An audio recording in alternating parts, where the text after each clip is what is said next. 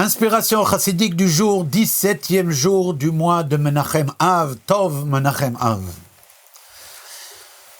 L'arche sainte qui contenait la Torah, les louchot, les tables de la loi, devait être portée sur l'épaule, à travers des bâtons qui tenaient l'arche sainte, sur l'épaule, car l'épaule est la partie du corps qui contient à la fois, qui rejoint à la fois le devant de la personne et l'arrière de la personne.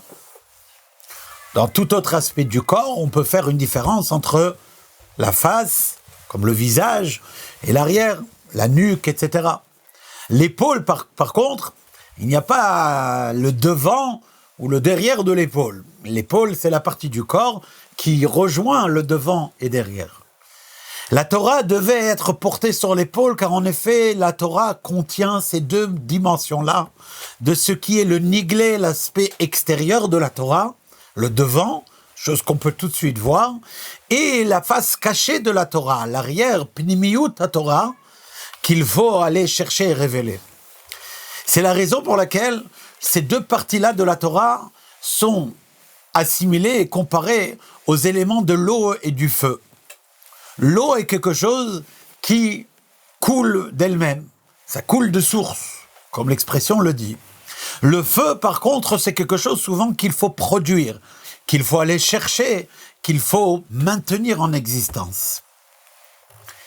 Le feu que la chassidoute, l'étude des profondeurs de la Torah nous donne, existe aussi au premier sens en cela que lorsque on étudie la chassidoute et qu'on comprend que la Torah qu'on étudie, que la halakha qu'on est en train d'étudier maintenant, eh bien cette halakha-là, elle existe également dans une dimension spirituelle et ésotérique qu'on aura l'occasion d'étudier lorsque notre âme retournera au Gan Eden.